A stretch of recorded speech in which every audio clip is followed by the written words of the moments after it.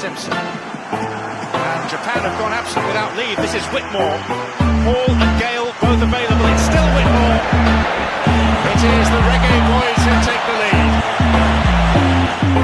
BallChat. Greetings, football lovers. Welcome to BCN Sports BallChat Weekly, the weekend football recap show. My name is Benton, along with the family. George, Wagwan family, are you still? Well, we're good enough. We're good. I'm here. We have another jam-packed show. This is what? Show 2 of 3 in the BCN Sports Sunday coverage of sports. Yep.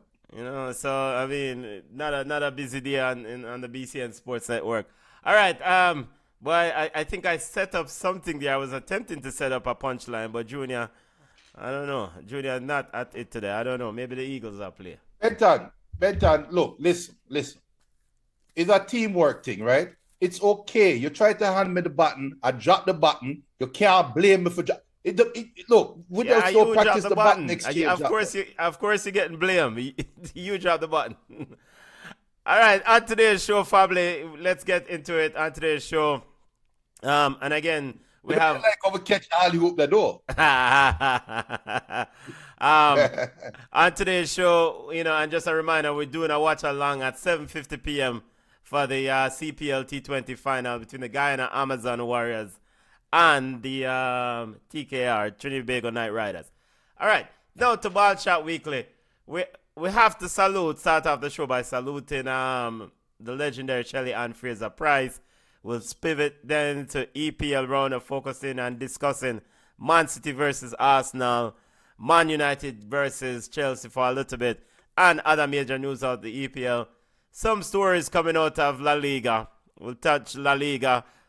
Atletico Madrid seems to be in a spot about Marcus Rashford on the bench for arriving late.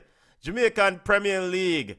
Keep an eye on Jamaican Premier League. We'll update the scores of Jamaican Premier League as Mount Pleasant might have a week off. All right, let's get to it, family. Let's kick it off. Ballers and Bugs. Send on your Ballers. Ballers been the impressive players of the week, and the Bugs been the unimpressive players of the week. Send them on.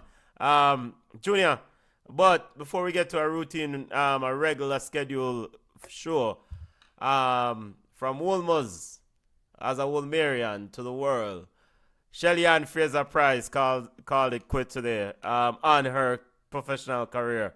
And what a career it was, Junior. What a career it was. Definitely the racket ourselves, the pocket racket ourselves. It goes without saying, and at times we get to witness. As I've gotten older, I've gotten the luxury of witnessing greatness in sport, true greatness in sports. I'm not talking one little spurt and then you go missing and then you come back again. I'm talking true iconic greatness in sport. And Shelly Ann Fraser-Pryce is one of those moments for me that I will be able to say I can remember when. I can remember when. I know when. I know I can identify when it comes down to Shelly Ann Fraser-Pryce. And that to me is the greatest achievement in sport is being able to transcend your sport, transcend your generation, transcend your era, and become an all-time. So hats off to Shelly Ann Fraser-Pryce. Hats off to all of the competitors that have competed with her and pushed her to get to this top level that she's at right now, because you can't have greatness, or whatever you call it, you can't have champions without a heel, right? So big up to everybody that's involved. And Shelly Ann, what good, my sister. Great career. 8 medals from the Olympics, 3 gold medal, 3 gold, 4 silver, 1 bronze. 17 medals from the World Championship, 10 gold, 6 silver, 1 bronze. Of course, another silver medal during this World Championship, as she won a silver medal with the 4x1 relay team. You know what, Junior? I think we often said this on BCN Sports, and we say it in other spaces. we don't celebrate our heroes while they're alive. In fact, we don't immortalize our heroes. There's something probably about Jamaican and Caribbean culture, so we're not really frightened for stars, so to speak. And I think that can be good and bad. And the bad part of that is that I think Shelly Ann Fraser Price should be immortalized. Like, I mean, her accomplishments, I mean, a statue in the museum, athletic museum. These stories need to be told. These achievements need to be told to the next generation of Jamaicans, not just Jamaican athletes, but next generation of Jamaicans for generations to come. Because, I mean, the oldest woman to win after giving birth to a child, to go back out and winning the 100 meters. She was able to, I mean, it's unbelievable and impressive. And, and all of us who watch track and field closely, I never really have Shelly Ann Fraser as no big athlete back in my idea in the early 2000s when she was coming through the ranks. But in that Olympic moment in 2008, when all was discussed about other people in the field, Shelly Ann Fraser Price, out of nowhere, said, you know what? I'm gonna take a start. I'm gone. You catch me if you can. And the world has not caught up to her. I mean, it's an achievement beyond expectation. Absolutely brilliant. And that's why I had to reference our big up our competitors as well, because her story is one that of triumph, perseverance, and overcoming, and they all go hand in hand for me, and that's part of her story. Part of her story is that she have to come out of nowhere, and like you rightfully said, she took charge, took the lead, say, catch me if you can. I caught you by surprise. Now come back and take back the spot that you think is rightfully this a person or that person, and they did not catch up to her. So that's a perfect thing that you just said. Yeah, man, big up.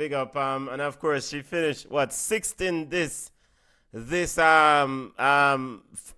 100 meter final, this world championship 100 meters final.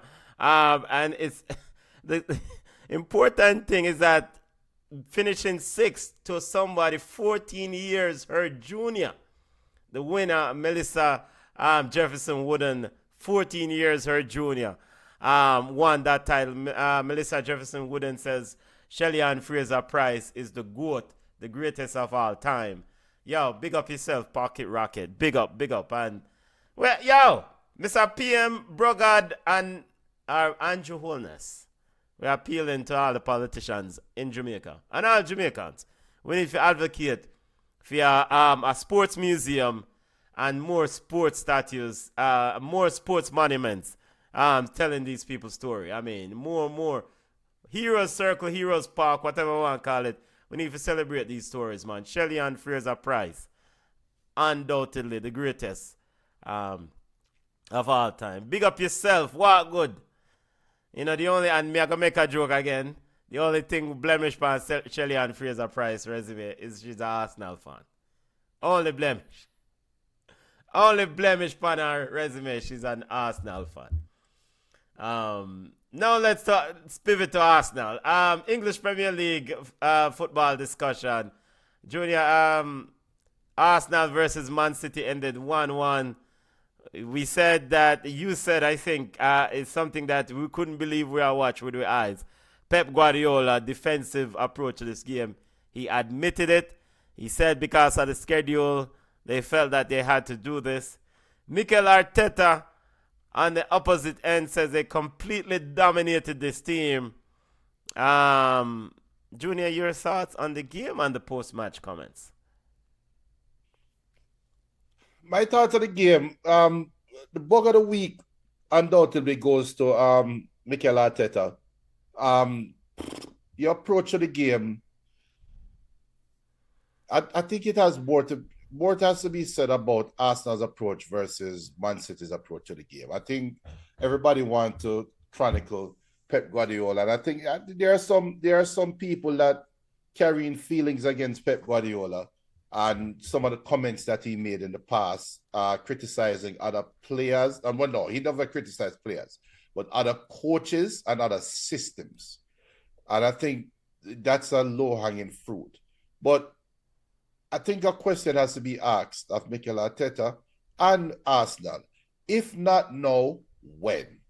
There's no better time for you to establish that you are the big boy on the block now to Man City than in a week when Man City played 3 games in 7 days. Granted, Arsenal played 3 games in 7 days as well, but nowhere near the grit that Man City had to go through. Granted, Napoli went down to 10 men, but Man City played on Thursday. And you are playing at home, Arsenal. This was your moment to go out there and dominate. Granted, Arsenal had to come back in a tough game in the Champions League. So I'm sure Arteta apologists will come back and give me all of those points. But with that being said, you are hosting Man City. This is a statement game. Pep Guardiola's approach to the game was one of, let me see what you are going to do, Arsenal. That was the approach. Now, the goal that Haaland scored, it didn't come against a run of play. It came with the run of the system. I'll word it that way. Haaland's goal was dictated by the way how Man City approached the game. And Haaland's goal came because of how Arsenal approached the game. Arsenal had all 11 players, all 10 of their outfield players, way over half line. And you get a lucky one bubble ball, Rangers breakaway, it becomes 2 against 2, and they just speed and breakaway and score. That was the game in a nutshell, in my opinion. Arteta get bug of the week. Just terrible coaching as usual. Mikel Arteta said, quote, why some of them journalists here, them fiercely, they asked Mikel Arteta about his line of lacking ambition. He said, quote, I leave that to you, but there was a lot of attacking players in that team. It's easy to say that we lack ambition, but we started the game very well and completely dominated. City scored a goal and then nothing. Everybody tries to do best to get a result. That's fine, but we controlled the game and dominated, and in the second half was the same. I'm extremely proud of my players and team, but very disappointed with the result. The pride I feel is that we dominated the game. One City chance is a corner, another is a counter-attack, and the other is a giveaway. That's it. To keep City to just that. Chapeau to the boys. Coaches talk. Well, I guess you don't expect anything else. I mean, if he going too hard with anything saying the other way, I mean, it would be some bit admission of guilt, wrong there on his part, that he got it wrong at the jump. And it takes on a general coaches alone do them sitting there. Come on, say them got it wrong at the jump, you know. And they will lose their mind, because we at BCN Sports and the people that watch our show and support our show, we react to games literally that same day or that same week. We don't react to games from a whole holistic point of view or from the whole season point of view. Arteta's comment to me is sounding like, in the grand scheme of things, we didn't lose the game. We're still within striking distance of top 3, and we're still chasing Liverpool. Life goes on, right? While we are reacting to the game as if this was the final, and we're not looking at the next game. We don't care about the last game. We care about only what happened today, and that's so hard. And I think a coach will drive himself crazy if he starts thinking game to game to game. That's when a coach is on the hot seat. That's when a coach is about to get fired. But when you know you have some room, then you can take those risks of saying, well, it never worked out the way I wanted it to, but there's always tomorrow. No. With that being said, how much room does Arteta have? That now is a question. Is a Premier League title a realistic goal for Arsenal? or is it make it to top 3? Yeah, no, I mean, you can't make the type of investments and then ask that question. Is the Premier League title a realistic goal? I mean, come on, this team has finished second, 3 years in a row, family. I mean, yeah, Premier League title is a realistic. I know it's a rhetorical question, yeah. To be honest, the Arsenal fans them head. To be honest, it's not. Arsenal fan, yes, them want to win the title, but guys, it's only one title. There's only one team can win the Premier League, and if you went into the off season with Liverpool being better than you, right? And you say we are going to make investments so that we can become better than Liverpool. You're competing with last year's Liverpool or this year's Liverpool. Because Liverpool has made investments too. And I can argue that Liverpool has actually made better investments. Liverpool has actually become even stronger than you. So realistically, what is the goal? And look, I'm talking as a book fan. Now I know how you feel when you sit down and host BallChat as a Southampton fan looking up the top 4 teams. But I have nothing to gain in this conversation right now. So I can look at it from a different perspective. But an Arsenal fan, you're so close. I would just want to have the feeling of celebrating a title. Some title, something. I get it. But come on, it's only one team, Ken. I'm gonna tell you what Herman Edwards, former NFL coach of the Jets, said. You do what? You know the famous quote. You play the game You play to win the game. All right. Hello? You play to win the game. And what did Dennis Green of the former Arizona Cardinals say? What did he say? They are who we thought they are. They are who we thought they are. Hey, Bug of the week to Mikel Arteta. Bug of the week. You cannot bring up legendary coaches' comments without talking about the tuna himself. When the tuna said, "We are what our record is." Next question. Next question. That's Bill Parcells, all those who don't know. Big up Bill Parcells. Next question. And I don't want you forward with Jose Mourinho say, the money are specialists in field. That was coming.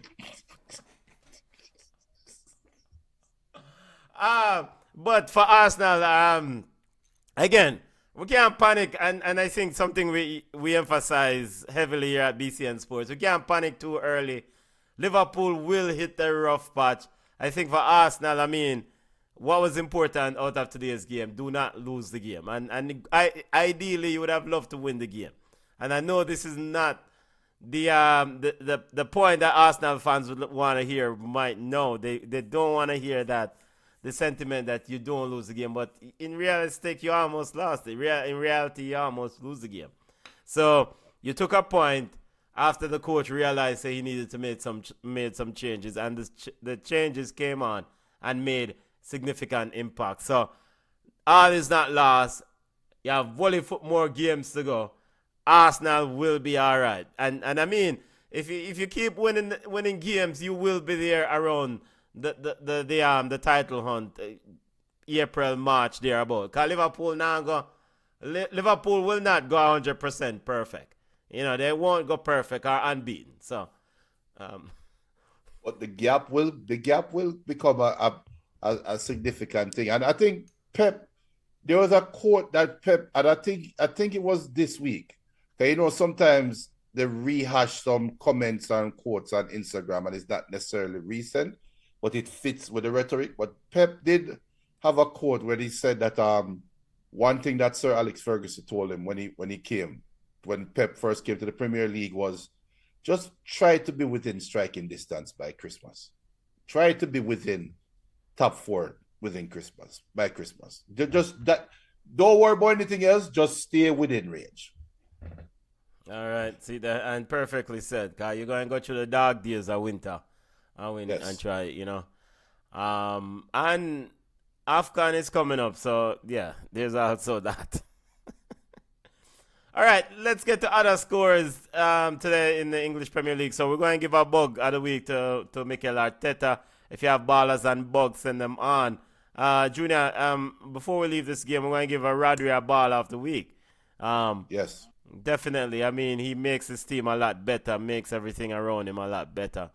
I don't know if Doko and Bernardo Silva earns a ball of the week, but definitely Rodri gets a ball of the week. And you know who I'm going to give a slight bug of the week to as well? Yeah. I think we're tie into if we eventually talk about this another game, but I'm going to give Pep a bug of the week for, I guess, Pep's inexperience in parking bus and inexperience in closing out games. I think he took off Erling Haaland too early, and you did talk about that in the watch along. And I think Haaland's reaction to the taking off kind of, I think he was letting Pep know as well, like, yo, I trust you, but not that, no, I have enough. And so said, so done, because it's not like Haaland was stuck up top not doing anything. He actually was an extra defender. Yeah, sometimes he's dropping beside the center back. Yeah. And even winning the ball in some dangerous spots a couple times before he got taken out. So I'm going to give Pep Bogan because I think he gambled. He did it too early, and he's learning from it. So bug of the week for Pep as well. Yeah, but Pep Guardiola is not a specialist in part of the bus. He's channeling his inner Jose Mourinho. He didn't watch Jose Mourinho tape too well. Because you know who he's channeling? Ooh. His inner Theodore Whitmore in Mexico. Yeah. All right. That's an insult, right? That's a big insult. So regarding the substitutions, and we always say this, is that you can't, when a park bus thing, you cannot just rely on this idea of just defending. You have to have a goal threat. And Erling Haaland was manhandling Gabriel and Saliba in the seat, and he occupied them. And so all you have to do is just a long ball up, and he's fighting them for that long ball, and he will hold up the ball and then brought his teammates in. Once he took Erling Haaland off, that ability to hold up the player or battle those Arsenal centre-backs, gone to dog. And then Arsenal say, all right, we don't have to worry about nobody scoring now. We can keep going forward. And also, and then to add to Pep, and we probably wait and hear what he has to say, if anything, about this. I don't agree with the decision of taking off Cousinov for Matheus Nunes. I think it was done at halftime, unless Cousinov was injured. Cousinov to me is a decent, good defensive player. Yes, he's learning. Yes, but he is a defender first and foremost. This is his job, not Matheus Nunes. Not his job. And you are part bus with your defenders, not midfielders that try to defend. Jose Mourinho won't be doing that. But in all fairness, though, Nunes did not have a bad outing. He actually had some key players, though, to be fair. I'd still part bug of the week. I don't agree with this decision. And I need to go back and look at that cross from that ball from Eze over to I want to know if there was any pressure on the ball from Man City. I need to go back and look at that ball. That pass. Yeah. All right. Other EPL news. Junior, your Manchester United team defeated Chelsea. Enzo Maresca has been coming under some criticisms, a bit of criticism for his decision, mainly around Cole Palmer and his substitutions. Again, we're talking about substitutions. I think LeBoff on ESPN says he doesn't know, to paraphrase, he doesn't know why he insists on playing Cole Palmer, and Cole Palmer must be coming back from an injury or injured or whatever. So, LeBoff, of course, French great, was pissed off about that. A former Chelsea player, Your thoughts on this game? 2-1 Manchester United. Yeah, the game, I mean, we'll never know how that game would have ended up. And we have no idea where Ruben Amorim's fate as a Manchester United coach would have ended up, all because of a red card to Sanchez. Because look, I hold no misconceptions.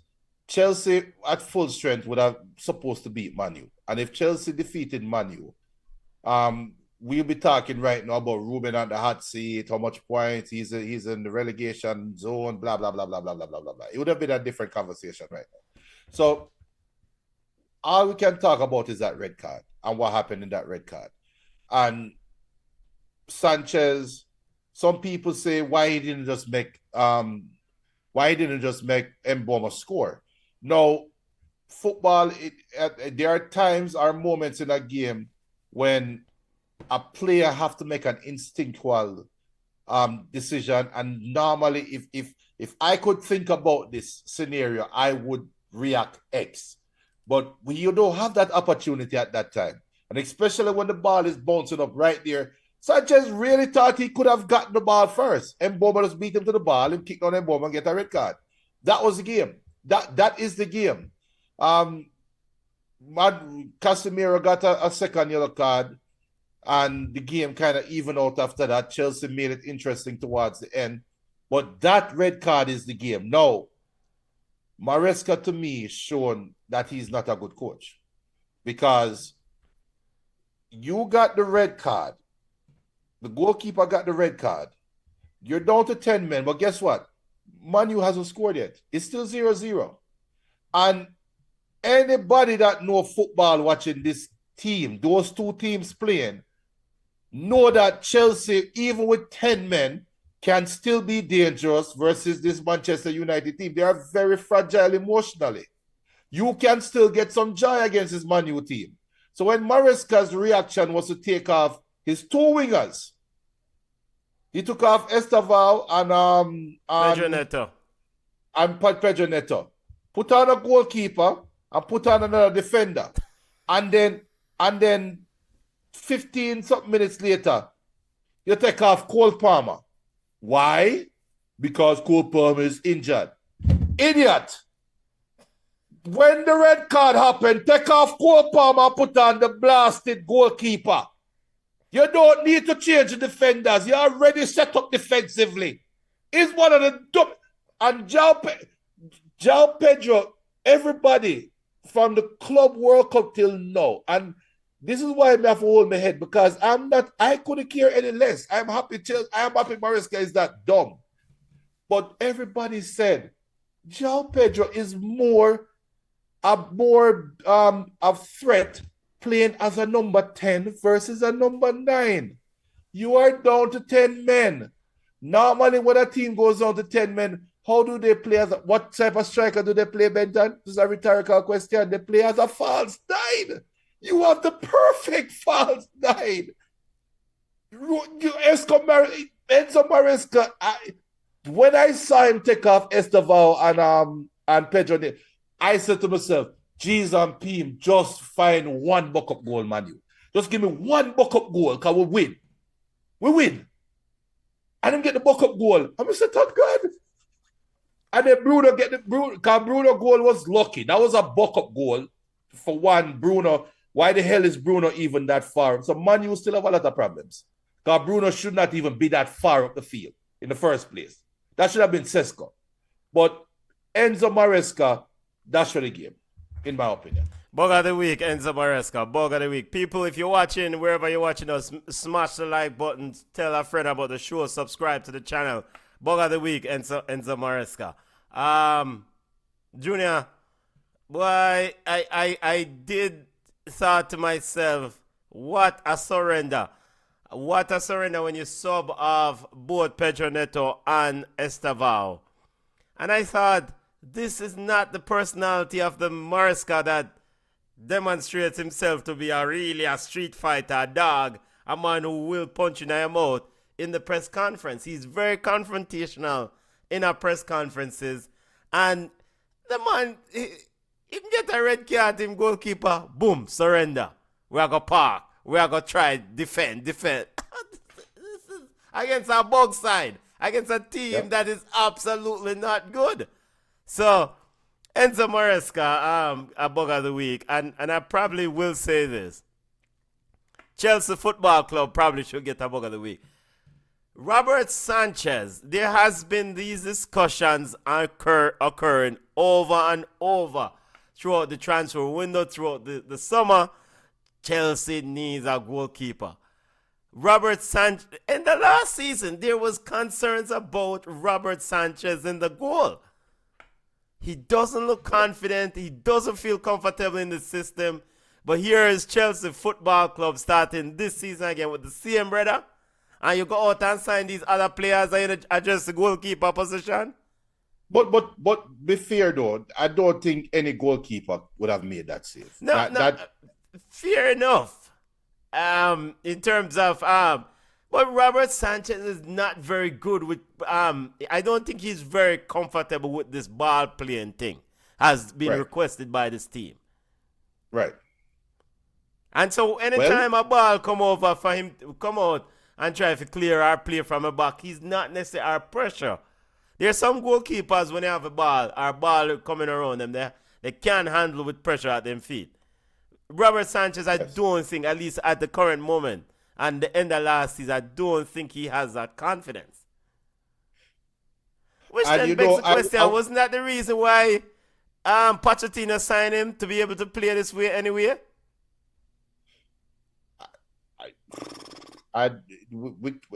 We can't look at the Pochettino era and make sense out of it, because that was a failed era. So we have no idea what Pochettino was thinking, to be honest. But I would have said this would have been the opportunity now for the substitute keeper to come in and make a name for himself. But him is a klutz too. Jorgensen.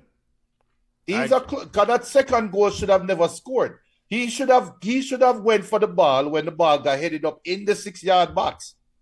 And he stood on his line and made Casemiro run over and headed it. So Chelsea have some real problems. They have the next 3 games. They have to figure out the goalkeeper. And let's see what happened there. But from Chelsea perspective, because right now Manu is in, there are these big clubber teams in second down. After Liverpool, he doesn't have this big cluster of teams, right? I think Chelsea will be okay moving forward. And we're just talking about from a Champions League spot race. They will be okay moving forward. They can look at this and say, it's unfortunate, them get a lucky red card, and we'll live and learn from it. We will be okay. Manchester United, on the other hand, can look at this and say, this can be a springboard. However, there are still things that need to be worked out. That midfield is still garbage. But we can look at this as a springboard. Them have 2 winnable games next. Them go to Burnley, then them host Sunderland before going to Anfield. Get those next 2 wins, then Junior will be back. Hold your horses about winnable games. Burnley did fight Liverpool to the end. Liverpool needed a goal at the death.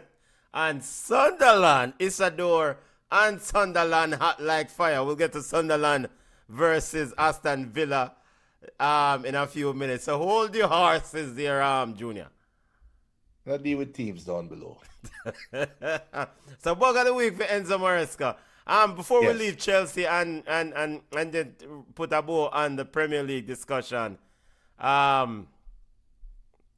Raheem Sterling and Alex Desassi are out at, well, not out.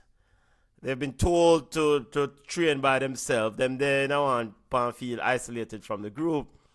The PFA, and there's some interventions from Professional Football Association. Enzo Maresca slams criticism of Chelsea's squad after PFA intervention. I mean, there is some employment issues here at play regarding the whole isolating these players. And I Junior, think your thoughts on this? And let me see if I can pull up. I think it's disappointing that we're having this conversation. And I also think that there is reform coming. Okay. I think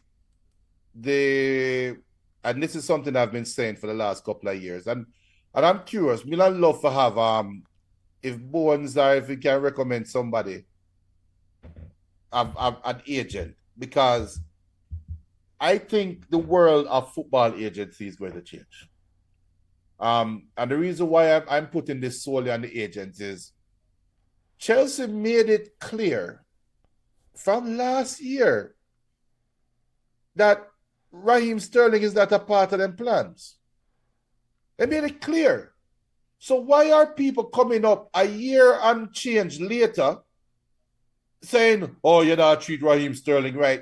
We told you you're not part of the plans. So what you and your agent want to do, and you don't want to play for this team, or you don't want to drop your money for go play for that team, that don't have nothing to do with me.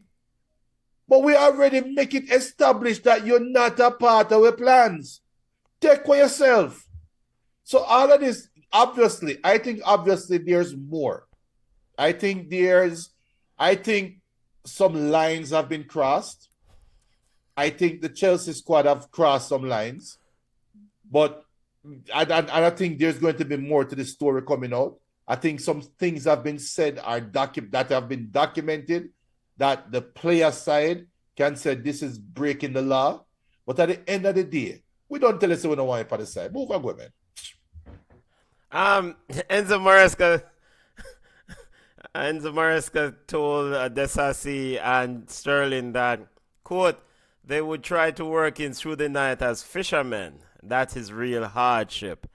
According to The Guardian, he said that they should try to work as fishermen through the night. And he's, comparing that's the work that his dad do if they really want to know what hard work or hard life is. Right. Sterling shared a reveal on Instagram that he was training at 8 p.m., which is probably not ideal for a father of four. That's the conclusion was drawn, which led to an intervention from the Professional Football Association.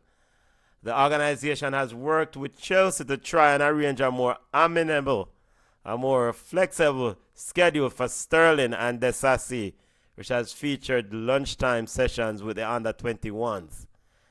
Maresca says, my father is 75 years old, and for 50 years, he has been a fisherman working from 2 o'clock in the morning to 10 o'clock in the morning. Maresca said, this is sad in life, not a player and the way that they work. Yep. He says, I've been in Raheem's situation and Axel's situation as a player, and for sure I know that it's not the best feeling for player because you want to train and play for different reasons. The situation is the situation. I know that the club is giving them the opportunity to work in the right way, and this is the only thing I can say. It's not just Chelsea, it's any club in the world, I can promise you. Italy, Spain, England, France, blah, blah, blah. When for any reason the player and the club doesn't find any solution and you give the player all the tools to do training sessions and do everything. But if you are not involved in the squad, you're not involved in the squad. And say a bag of things. Sterling has 2 years to run on his £325 a week deal, Junior. And the Sassi contract runs to 2029. Just get a clue, get a hint, get a clue. If you want to play football, lower your value and go somewhere and play. If you don't want to lower your value, then better go train on the side. But it's 8 o'clock and I can't train beating them and blah blah blah. Look, there's a lot of bad blood in between player and club. We get it. It's cool, right? But I think it's a slap in the face, in the public face, from both sides. I'm not picking up for the club and going against the player. I'm not picking up for the player and going against the club. I'm actually going against both of them. It's a slap in the football fans' face that we are sitting down and being asked to judge millionaires crying over spilled milk. You're still getting paid millions of dollars and you're not good enough. And you want we to say, I share your pain. That's one of the problems with the world right now. We sit down and you know what? You know what? Look. All right, here's a junior round. I don't business them want come at me. Come at me with the black trucks. Listen, we live in a world right now where people are taking up things on them head that they don't need to take up. And then you have powerful people there sitting there saying, look at this idiot. I am a millionaire and I can get these people I can get the court of poor public opinion to back. Yo, I might have to get up. You live in Atlanta and traffic is heavy. You have to get up Monday morning, 5 o'clock, to drive 2 hours to work for a drive that should take 20, 30 minutes. And if you clock in a minute too late, your boss slap you by your wrist and send you home. But you go sit down and pick up Raheem Sterling's problem because he cannot trade earlier in the day as his 4 kids. Cry me a river. Move and go. Send all your hate mail to Junior Pringle at BallChat Podcast. I don't care. At gmail.com. You know what, to? All I hate mail, send it over there, sir. You know what, to? When you're sending your hate mail, send that dollar with it. You have to pay me to read your hate mail. Other Premier League results as we run through the weekend that was scores in the Premier League. Junior, made us other storylines that you want to take away. Aston Villa finally scored a goal in a 1-1 draw today against 10 men Sunderland. Goal scored by Matty Cash. Goal scoring problem solved, Junior? The Aston Villa goal scoring problem solved? 10 man? No. But it not solved, but you get a better feeling. You get a better vibe. You get respite. Any concerns here? Is Unai Emery under any sort of pressure with this Aston Villa situation? You have Nuno Road. No. Any concern with us Unai Emery's tenure here and the seat? He will have to be you would have to break a promise to Unai Emery for him to be in the hot seat, because clearly Unai Emery bought into the rebuild, bought into the I'm willing to sacrifice my coaching CV to get the career, to get the club in a better space. You would not get Jose Mourinho to sign off on this. You wouldn't get Jose Mourinho to sign off on selling his best players with nobody coming in return, right? So the fact that Unai Emery did that showed that there's some agreement that was made. And like I said last week, Aston Villa might not be chasing top 5. They might not be chasing top half. They might be chasing just survival right now with the plan that survive, get some money, we rebuild the books, and we build a team for next year. Unai, are you committed to that, Unai? Because we are committed to you as the guy that can bring us to that. And then I thought, no, I don't think he's on the hot seat. Games like these, you can't drop points. And I don't think this is 2 points drop for Aston Villa. That's 1 point gained, because Aston Villa is playing on the road and they have a championship squad. They don't have a Premier League squad right now. That's just the truth. Speaking of continuing our EPL quick hits here, football family.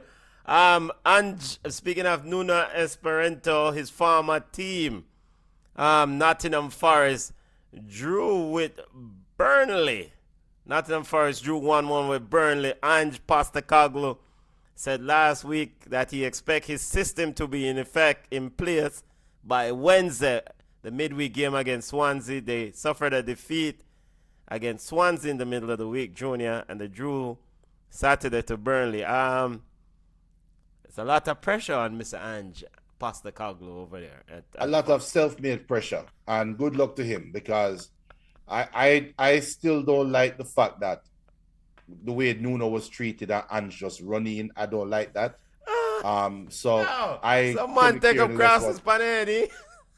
Exactly. I couldn't care less. I couldn't care less about them. Let them go. Talk Sport is reporting that Ange may not last till Christmas. And we know how volatile the owner of Nottingham Forest is, Marinakas. Over and under, Junior. When do you expect him to implement his system? What, 2 weeks, 3 weeks from now? Is it going to be greater than 2 weeks or 3 weeks?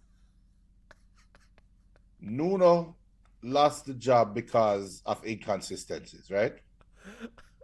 But Nuno built his squad. Listen to this argument now. This squad was built by Nuno to play his system, right? And Nuno lost the job because his team that he built was inconsistent in playing his system. Now, if you were to give me a coach that is a polar opposite in terms of system to Nuno, Ange will be very close. So Ange now pick up a team that is built to play a system that is polar opposite to his, and they were already inconsistent playing a system that they were built for, but he wants to put that system in place, with this team, with no transfer window. But he wants to survive? All right. I have a feeling say Angel like Tottenham Yawd. Something not go on. After the Tottenham victory last year, talk about, man, I have the best family. I think he had his wife and kids out there. Something, if not like Tottenham Yawd, cause was he blinking? If he was blinking, that might be a sign. And also one of the things that we have to be absolutely clear, we kidding around here for a little bit. But also, I mean, we don't know the man's financial situation. We don't know money need to make. Junior, it might have other expenses, and this job presented itself. The man. Are you trying to send me on another rant, Benton? Not today, Junior. The EPL table, Liverpool perfect with 15 points. Wolves bottom, 5 defeats. Junior, any worry for Mr. Victor Preteria and Wolves there? Not yet, because you're looking at the table. Are you looking at the highest? Are you looking at the bottom? But look at the bottom half of the table. If Wolves slip, trip, fall, and get 1 win and 1 draw, they could be out of the relegation. So, is it warning signs for Wolves? Yes, because you don't want to you don't like being at the bottom of the table, but you have so many teams that are within 2 wins of you that it's close. And big up Arlene, big up Arlene, big up BM. BM said Judah mind your blood pressure. I mean, to be fair to Wolves, I mean, they're not playing bad. They it's just, it's hard to find a win. And, we saw them against Chelsea, against Man City. But you're not supposed to lose 3-1 to Leeds, brother. And lose, I think they took the lead. You shouldn't be, yeah. Wolves scored early. Wolves scored in the 8th minute, and then Dominic Calvert-Lewin tied it up at the 31st minute. Yeah, Dominic Calvert-Lewin tied it up. Yeah, but Leeds came back and came from behind. So you're right there. That is a and this concern. Is at Molineux, at Wolves. At Molineux, yes. So they are struggling without Matheus Cunha. That shows how influential Cunha was. Any other thoughts and takeaway from this weekend that was in the English Premier League? Just holistically, is how close it is and how much a good little stretch of games can separate you from the pack, and how much a bad stretch of games can just drop you in the gully, because all these teams are so close, except outside of Liverpool. You're just 2 wins away from something big. So, look, I think the Premier League, and I said it during the watch along, and big up El Pistolero, BM. Arlene, you guys tell me if you agree with me. But I think the Premier League is a hyped league. It's not the best football. I don't think it have the best collection of coaches. It's not the best tactical football either. I think the Premier League have the best top tier coaches, top 2, top 3 in the world, probably coaching the Premier League. Well, of course, you would know Spain. Or Spain have something to say about that. But I think we're seeing more and more parity getting introduced because the level of coaches is kind of hard to distinguish them outside of the top 2, top 3 teams in England. And that make the league fun to watch because any day a score can go the other way. El Pistolero said if those lower teams don't get their act together, then what's going to happen when they buck up on a Liverpool team that starts to click? Well, look, okay. Well, let me be that guy. Good point. Good question, El Pistolero. No, well, that's not a good question. Let's break down this comment, Benton. If those lower teams, right?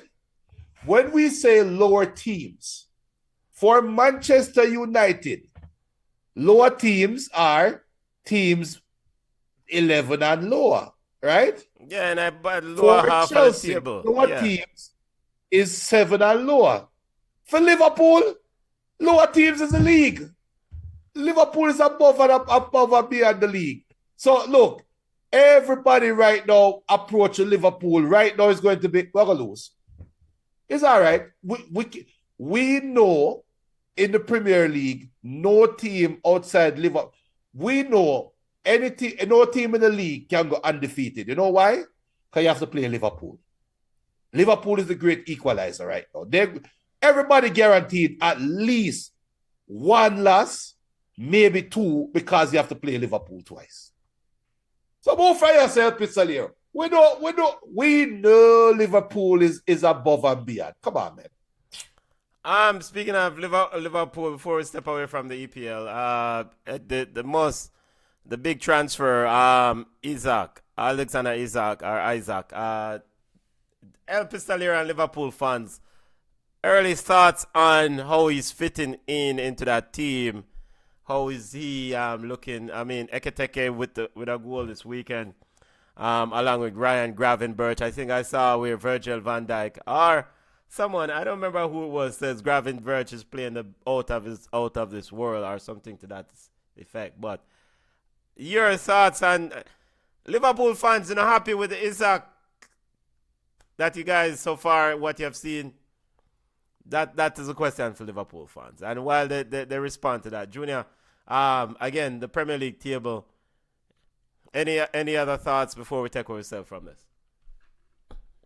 No, that's it for me. But I as the resident Liverpool high expectation level Liverpool fan that I am, I'm going to say that the person who benefits the most from Alexander Isak right now is Mohamed Salah.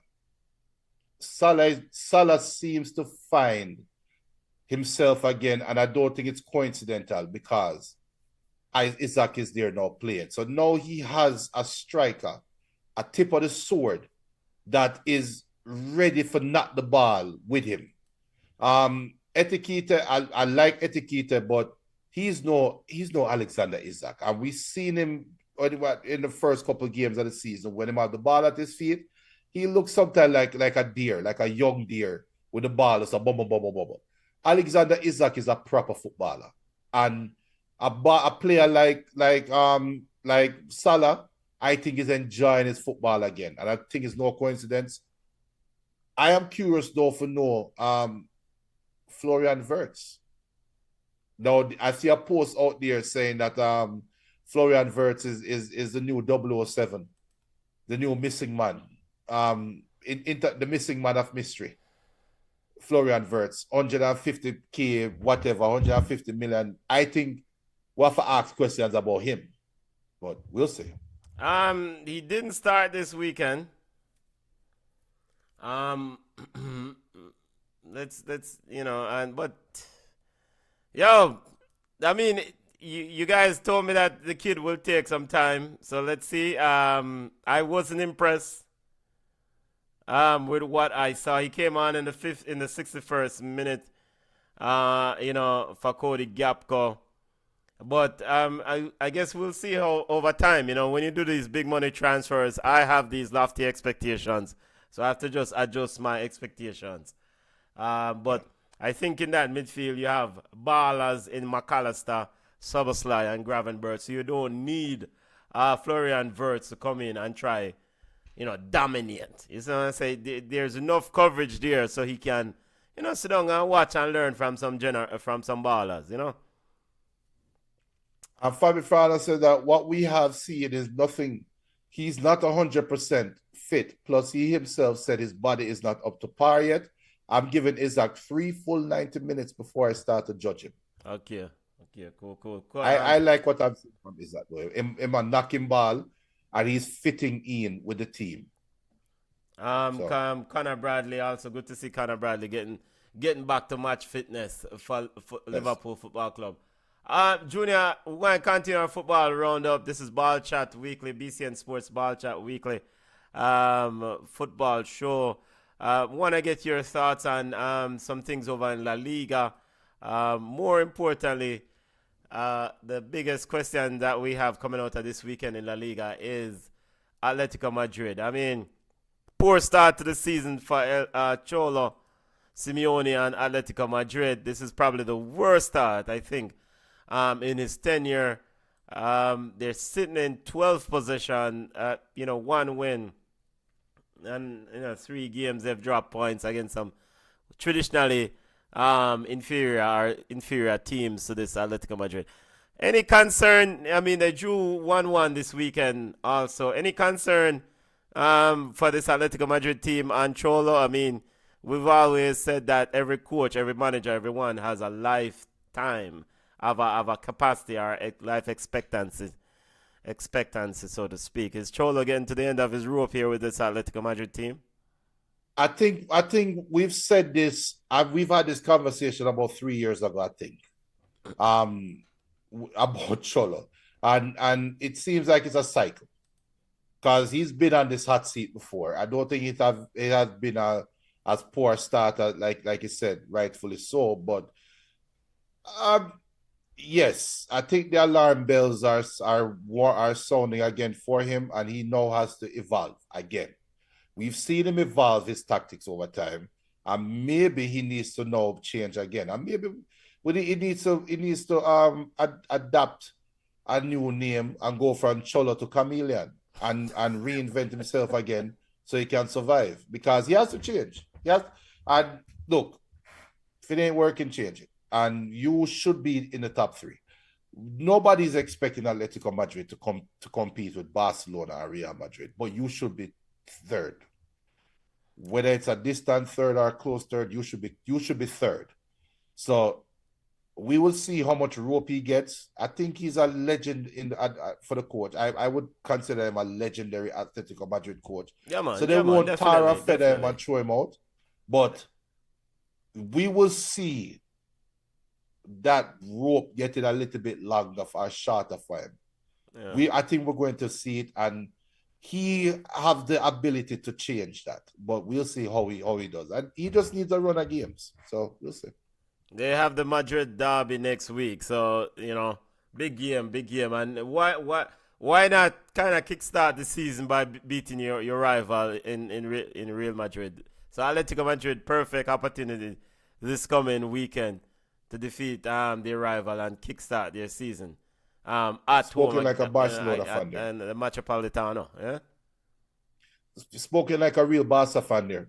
Yeah, but, as fan of football, the Madrid derby is an opportunity for Atletico Madrid to kind of get right moment. Speaking of Real Madrid, Kylian Mbappe is hot like fire, scoring goals left, right, and center.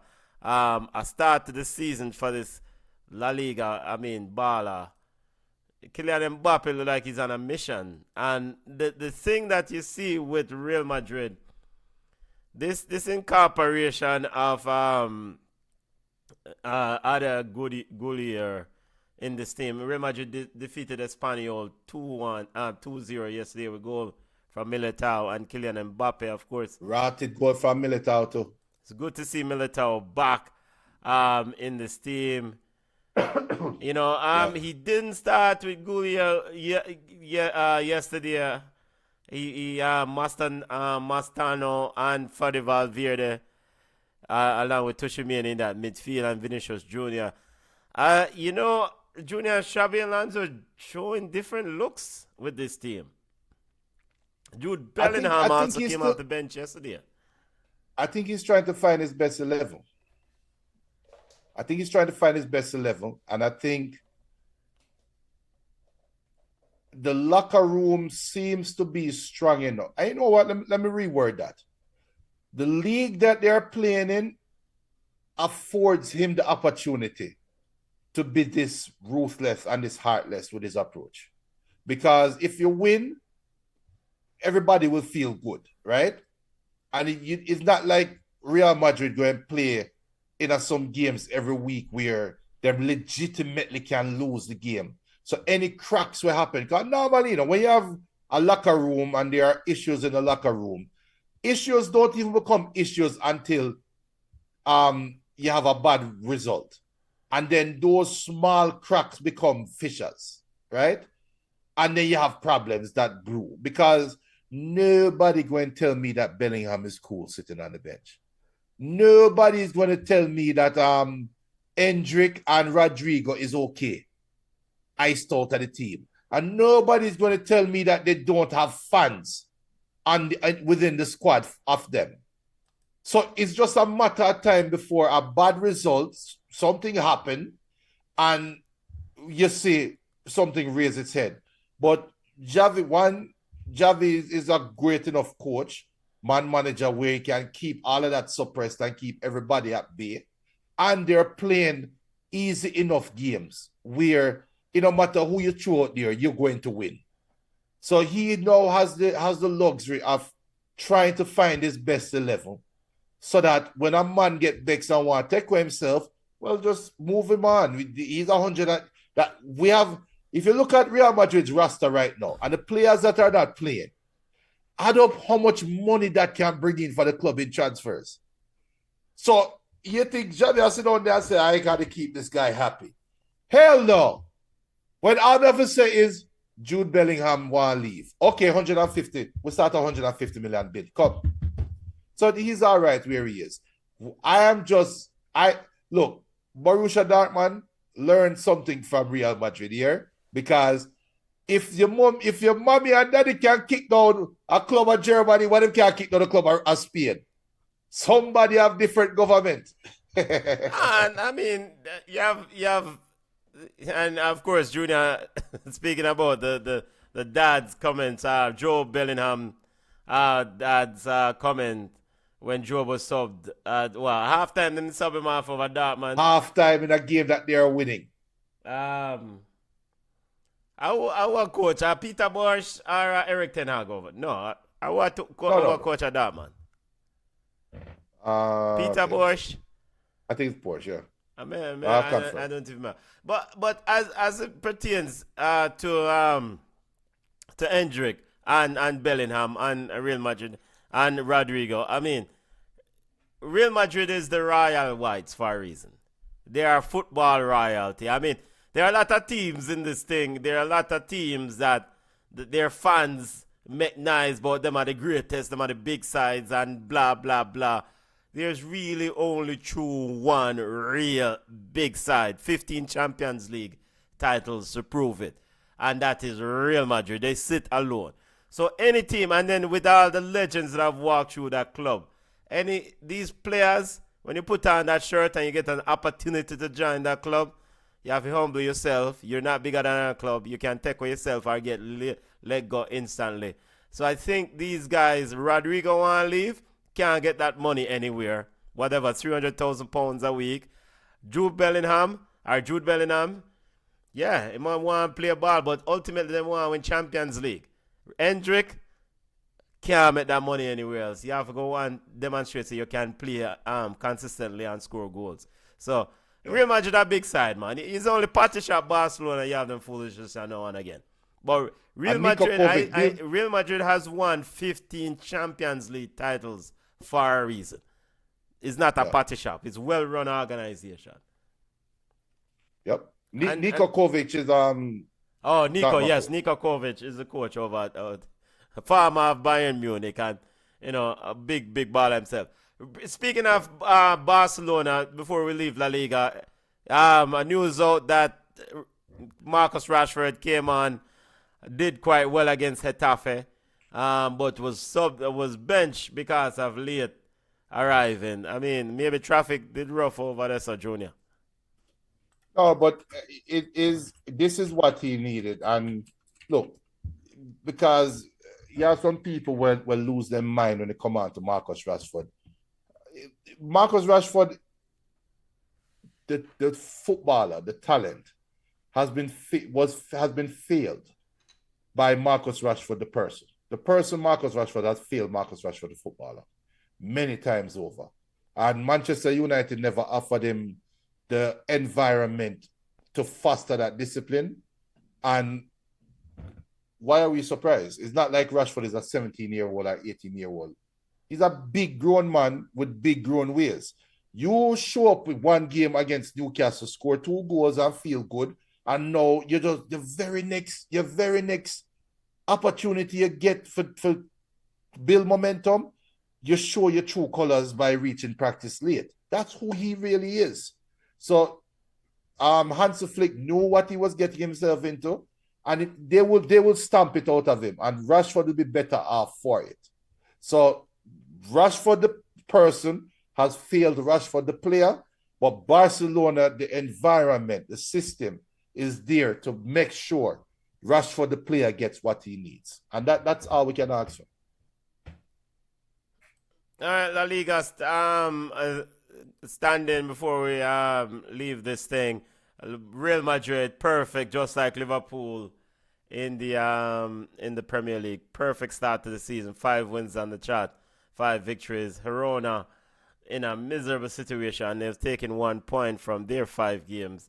Real Sociedad is also in the relegation. A bit of concern for Real Sociedad over there. Any other news, anything else you want to say from La Liga before we exit this thing? And European football before we leave.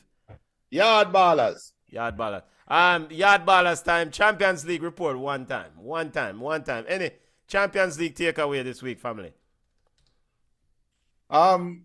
Just the Thursday games, I mean, marred by another red card. Napoli unfortunately ruined Kevin De Bruyne's return to the Etihad. Man, they're not gonna do nothing, brother. Yeah, but still though, it's one of those moments that got ruined. That we would have liked as football fans to see play out differently. But apart from that though, there were some good games. There were some very good games for the lower ranked Champions League teams.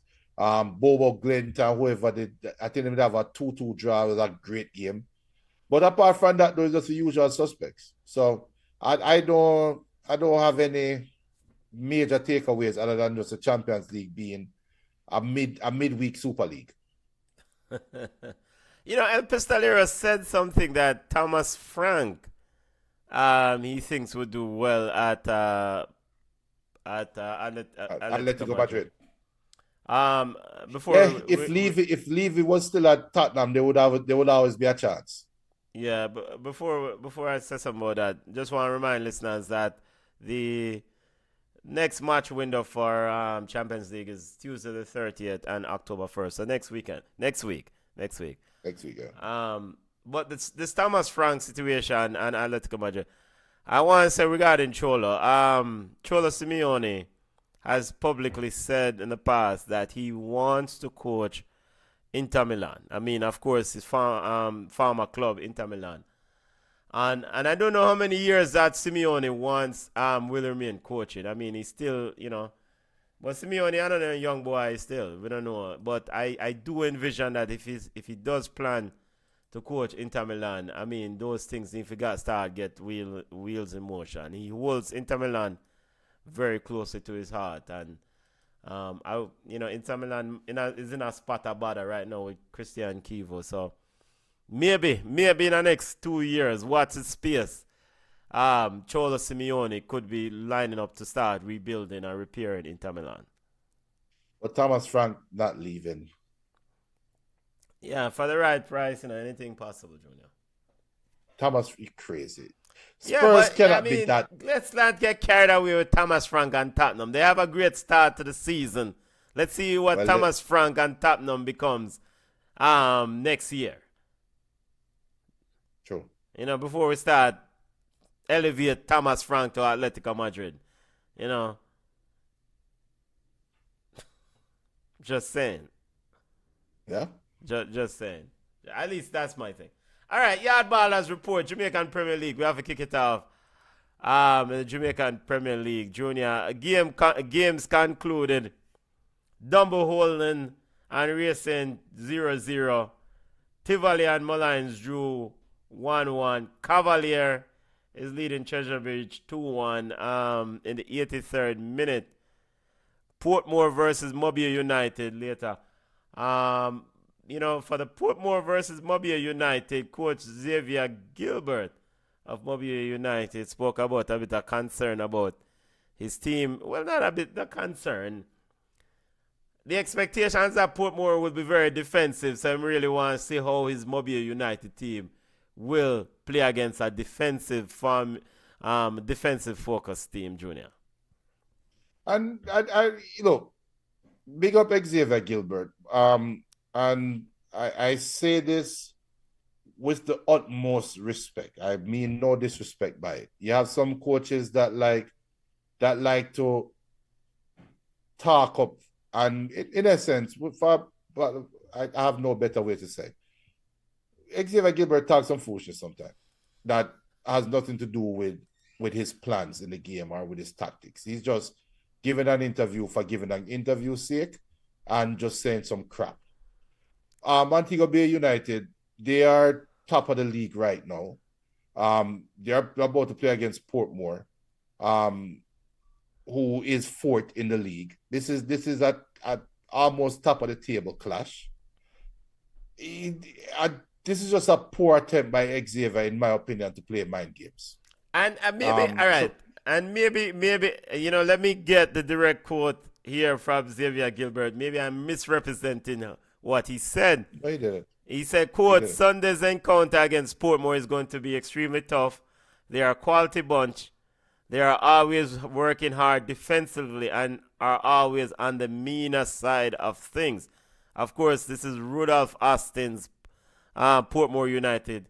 We are mindful of that, and we'll have to find means and ways. And we have to be patient in how we are going to break them down. So be patient in how we're going to break them down, Junior. Isn't that every football game? Somebody says it's a bag of foolishness. It's a bag of nothing. I say you did not misrepresent him. Maybe I sounded too harsh. As I said, I'm not trying to disrespect him. It's just that sometimes some coaches come out and say some things that just don't apply. You're just saying something for saying something's sake. You're about to play a football game. This team, you're about to play against a team that's fourth in the table. They are going to be good defensively. They are going to offer something strong. I mean, those are just common statements. I bet you just say, yo, we'll play the game and see if we can win. But to me, that's just mind games. Good running from Xavier Gilbert and Mobile United. I mean, of course, Mobile United did well with their Argentinian coach, and then somehow in the midst of the season they decided to move on. But so this Mobile United team is built for success. I mean, it's a very well put together team. On it, Xavier Gilbert's former team, Junglist, Arne Garden, not looking so well. Good, Junior. They're sitting down in 8th position. Any concern who are going over on it? Concern, yes. Fixable, yes.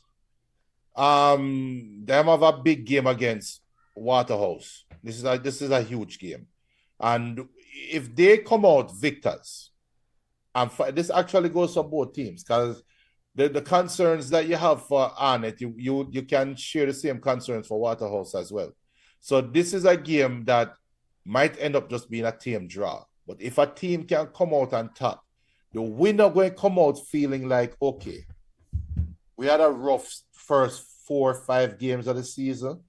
No, we can turn and have a better run. No. While the loser is going to say, maybe we really have a problem. So this is a huge game between both teams. Big game. If there's a game to watch in the Jamaican Premier League this week, I think it's Arnett versus Waterhouse. And you know what? I'm going to say this to the Benton publicly.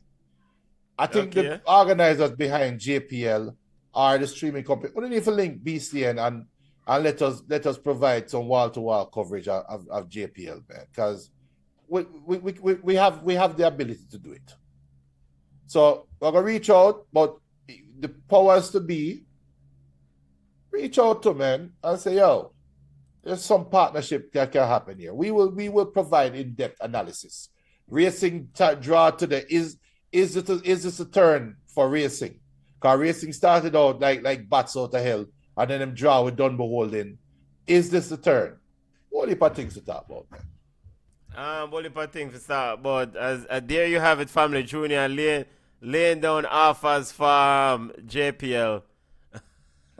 BallChat to do more. BallChat Weekly to do more JPL post game wrap. So Cavaliers still 2-1 over Treasure Beach. Portmore versus Mobile United later on. Very big, very important game. Rudolph Austin's Portmore United. Very gritty team. Almost the Portmore United team is in the mold of Rudolph Austin. That's his personality. That's his MO. And I mean, true to form, most coaches, given time, the team take on the personality of that coach, Racing and Mobile United sitting on 10 points. Chapelton on 9 points. Portmore United on 7 points. Round out the top 4. Cavalier on 7 points if they can take care of that victory. Harborview, Mullines, and Spanish Town Police. Junior squad get a point yet from the season start, a.k.a. the Police. And they're about to play against the mighty Chapelton Maroons. Hey.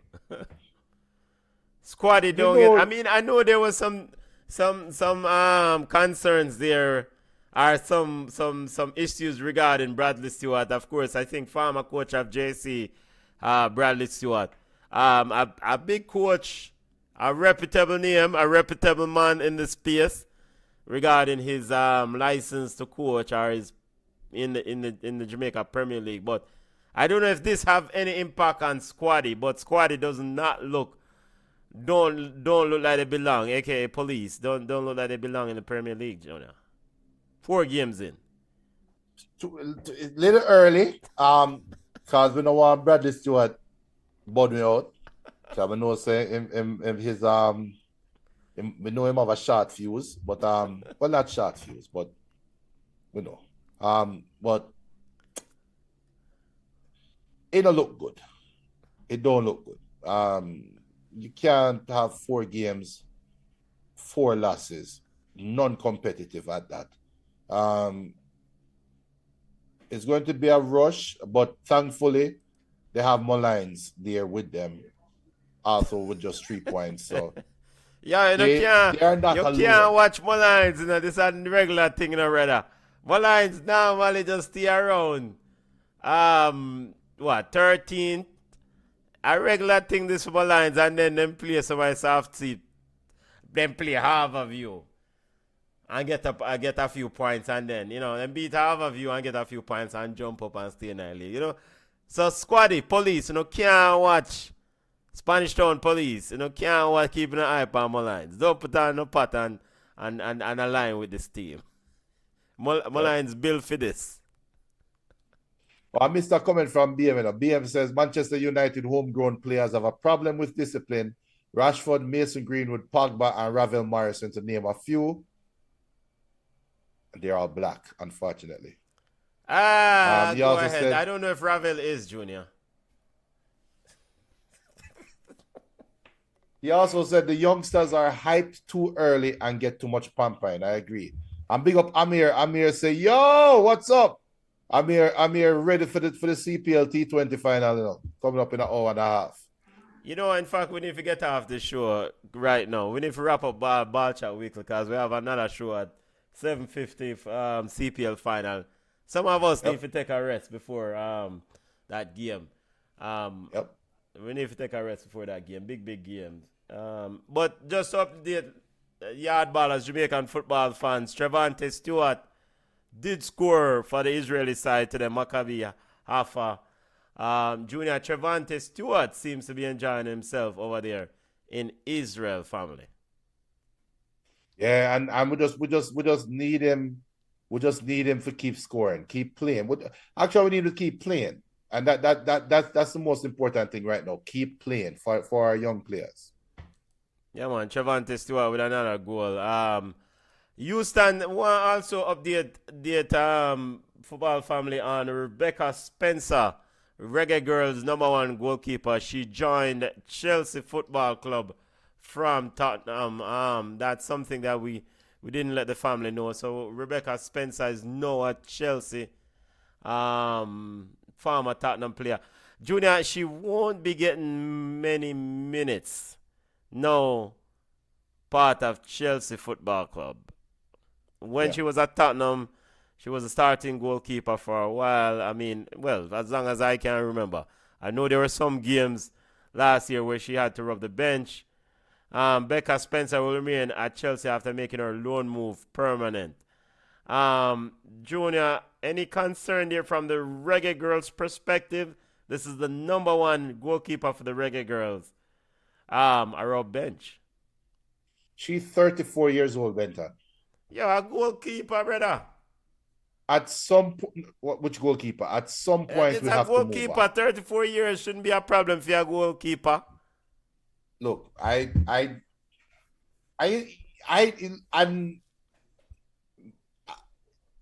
know I'm taking a risk with this comment. I'm closing my eyes. Look, don't you say anything bad about my Rebecca Spencer now. My Becky. I'm going to go against my better judgment, and I'm still going to make this comment. A female footballer at 34 might be equivalent to a male footballer at 39, 40. And I'll tell you why.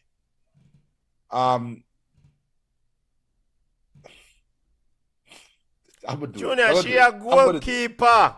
All she have to do get some balls. Well, no, get some shots. She's a goalkeeper, Junior. And she's the Reggae Girls' #1 goalkeeper. I mean, 34 years old. I'm going to do it.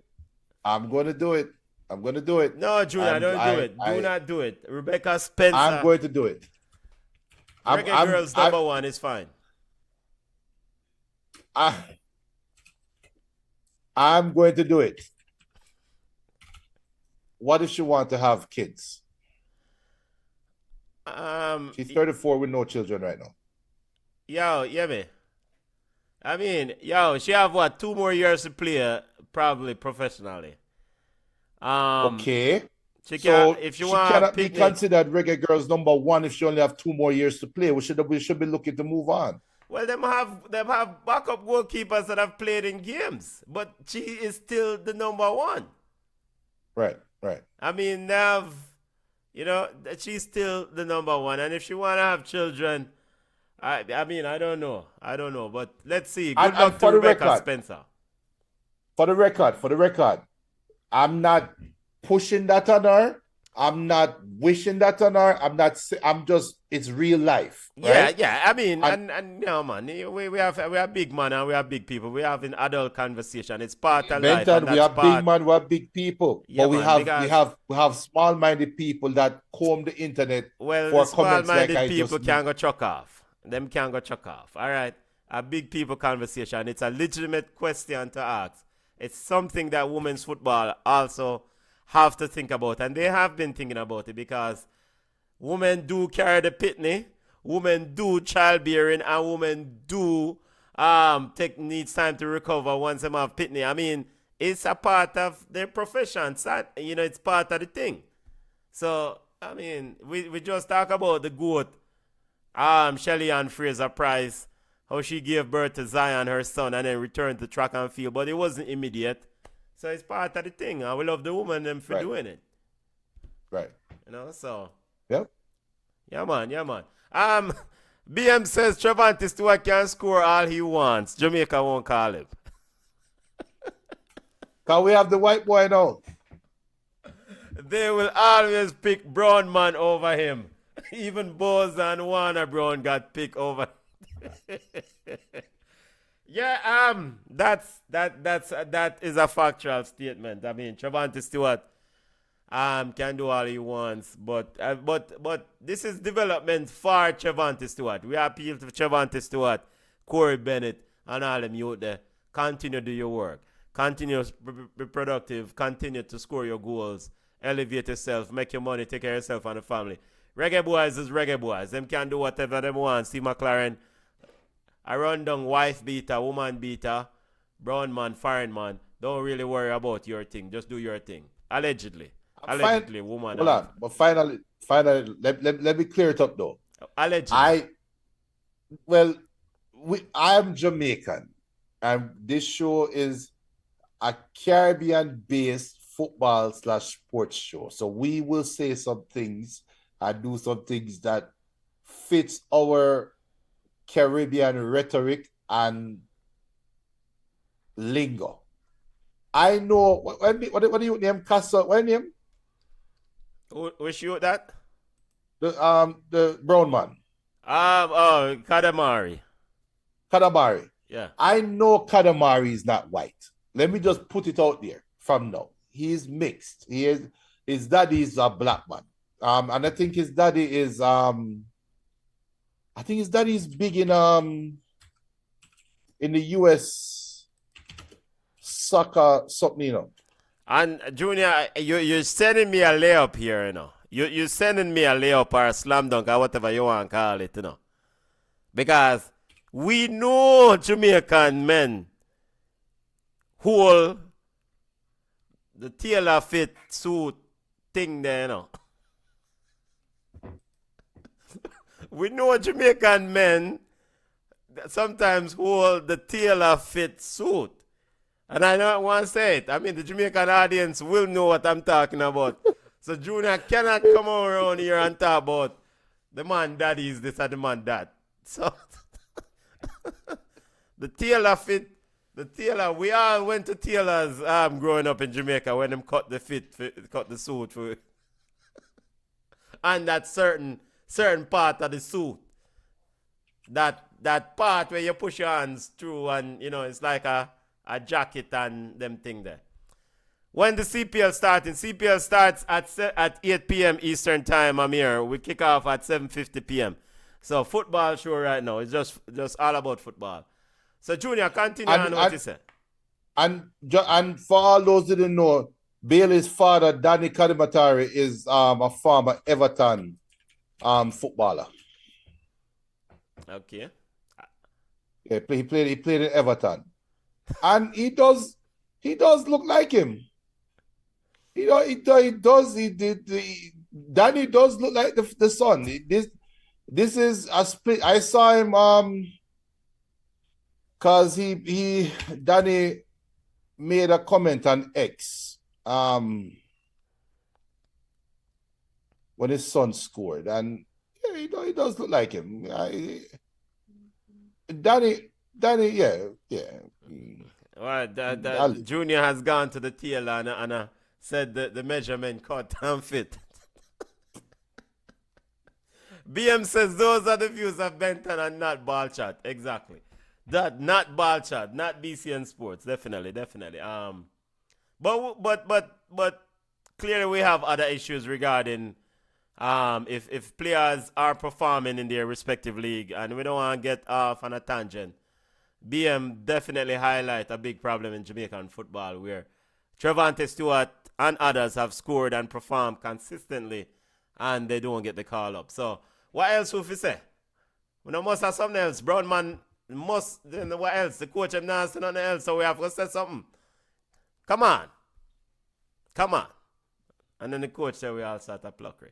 All right, time for go my way out enough. Before we go, we have to also big up another Jamaican player, Houston Dash on Kiki Van Zanten and the Dash, Houston Dash in the women's NWSL unbeaten run. This team has been doing well, and Kiki Van Zanten has been doing quite well. Of course, the future of the Reggae Girls.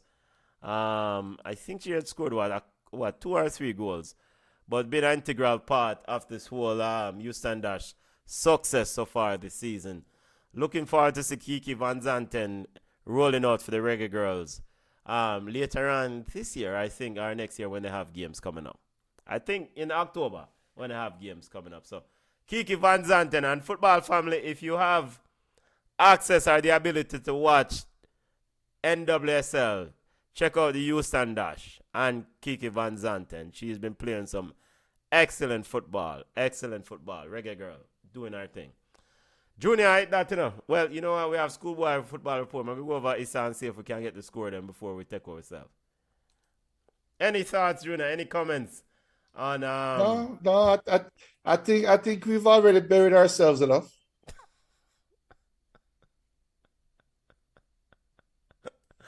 One thing is for sure, we won't be deported back to Jamaica. Well, deported back to somewhere. Nicaragua, here I come. Well, habla español. Habla Don't español, tell my wife Junior. already, You never, we get deported, you know. you never take Just Spanish. hold on up for some picnic, you know. Yo, come back and take ourselves. Come and get myself in that trouble. Yeah, if we could take ourselves. We are trying to see if we can get the Issa score them for the fans. Sometimes this search, this Facebook page has a lot going on. All right, Zone A, Doncaster Cup Zone. Clarendon College leading Zone A with 13 points. Running through schoolboy football real quickly. Zone B, Russies, the Russians leading Zone B with 11 points. Zone C, the one and only, the Manning School, greatest school, best school ever created in Jamaica. My alma mater, leading Zone C. But really and truly, Manning School, and they need to win a Doncaster Cup. If not, no, when? Leading Zone. I remember Shaw did say this year they build this team from under 14. So yeah, big up Sean, big up Sean, a man who's doing a lot of work for Manning School. Big up Sean, big up yourself, family. But Manning School, watch the space, leading Zone C with 12 points, perfect record so far. Zone D, Cedric Titus leading that zone with 12 points. Zone E, BB Coke High with 10 points ahead of Stets. I did watch a piece of Stets versus Monroe College yesterday on CVM Sports. Stets, CVM Sports has the right to that, to the schoolboy football. There's a local baller who played in that game for Stets. I'm trying to remember his name and number. I can't remember right now. Youth look good, so I have to watch Stets more often and see how he goes about it. You know, if he continues to play well. Zone F, Manchester High, 15 points at top of the group. Zone G, Christiana High on 15 points, leading the group. At Zone H, Central High and Clarendon College both tied on 10 points. Zone I, Garvey Maceo leads the group with 12 points over Kemps and Glenmuir. Glenmuir is now being coached by Lenworth Teacher Hyde, the man who used to coach, the legendary coach who coached Clarendon College to all those titles. And Veer last year. We can't take Veer off his resume. Yes, can. Zone J, boy, so many zones in the Doncaster Cup Junior. McGrath. Yo, every country school, let us group them up. Junior, we don't want like to use that name, country school. Every school in the other parts of Jamaica. Why is that? I was gonna say rural, but then rural even sound worse to Box. We need to find a better ways to describe the outside the corporate era schools. Cause country and rural, we're not gonna work with it. There's nothing wrong with being country. There's nothing wrong with it. There's absolutely nothing wrong with it. Zone K, Ocho Rios lead with 15 points. Zone L, Paul Bogle. Well, enough zones, you know. And Zone M, Port Antonio High School. Big up to probably the most beautiful parish in Jamaica, Portland. Big up on yourself with the boatland. That's it for Dakasta Cup zones. Let me see if we can quickly go through the Morning Cup. And Issa man did not put the Morning Cup. Where's the Morning Cup? Alright. Morning Cup. Morning Cup. I think I have the Morning Cup here. No, that's not the latest. It can't be the latest. Yo, people, I guess we have to figure out why next week we get Morning Cup, because I cannot see the latest zones for Morning Cup. Those are the Costa Cup. Issa, link with Issa. Issa, link with. We can do some work Morning together. Cups, zones. No. You see what I talk about? Yo. Issa, just link with. We can do some work together. And that's it. I mean, that's basically it. Unless me can't find internet. We take ourselves. Yeah, we take ourselves. We could take ourselves. Schoolboy football Jamaica. I'm going to go over here so real quickly, see if we can find it. Real quickly, because I'm trying to do justice to the other parts of Jamaican football. We did the Dakasta Cup. I try to see if we can just quickly do justice to the Morning Cup man them. Corporate era. Junior said. Alright. Zone A, St. Diego, 9 points, leading Zone A. Big up to schoolboyfootball.com. Big up to the man who run this. If you want wall-to-wall coverage of schoolboyfootball.com, of Jamaican schoolboy football, schoolboyfootball.com. Zone B, Kingston College, with 12 points, perfect record. Zone C, stats. If not no stats, when? Talk to me. And JC and Vauxhall all tied on 9 points. Zone D, St. Catherine leading over Norman Manley. Zone E, Mona High over Hillel. Zone Junior, Mona might look to win the title again with the coach. They are, yes. And Butler is motivated this year. By the way, when Hillel start play ball? Long time. But this is probably at first me and see Hillel a play ball and competitive. They actually won a couple of games. No, I think Hillel, I remember when Hillel became a school. And I remember when Hillel started and was a soft soap team. But I think Hillel had a good little run it up. Okay. I'm pretty sure, I don't think they've won a Manning Cup, but I think they had 1 and 2 good little years. And for me, as a man who's a countryman, would you classify Hillel as a brown man uptown school? Yes, 100%. Hillel is like a foreigner school. For me, and maybe it has changed, but for me, Hillel was always a foreigner school. Like that's a diplomat school. I never forget it, because it was Hillel. You have Hillel and I think Heidel. Yeah, I'm familiar. Yeah, Heidel. Yeah, yep. You have Heidel, Hillel. And I think Hillel is where Coney Park used to be. Or that's when they started. If you remember Coney Park out at 3 miles. Okay. I think Hillel is either at the park or very close to the park. Okay. And they were always a soft soap team, but I'm pretty sure they had 1 and 2 good years. And as you mentioned, Heidel will play at Bridgeport on Wednesday or Tuesday. So Haida will play Bridgeport. I don't see Haile Selassie here in this thing. Haile Selassie start play ball. I'm tired of the beat. Oh, yes, they're there. They're in Group B. I think so them the tired of the beating. Yo, I big up Haile Selassie High. I big up the one that school always doing, for Boer. That's it for the Jamaican football report. BM says Jamaicans say the JPL is not good. When the JPL players go overseas and improve, they still get ignored. Nonsense.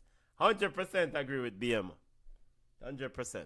Man, them go overseas. Trivante play ball over so and can't get a look. And others don't want to go down the list. That's it for our BallChat Weekly show, our football show. Junior, this is it. Any final thoughts before we take away ourselves, family? No, I eat some food, Will you be on for the CPL final? I am going to definitely try to be on. Or will your father be using the login? My father definitely be using a login, but I will provide color commentary following on AI. My father definitely watching the game. Yo, BCN Sports Family, remember to smash the like button, remember to subscribe, tell a friend or an enemy about the show. Cricket watch along in about an hour and 7 minutes. Or so, right?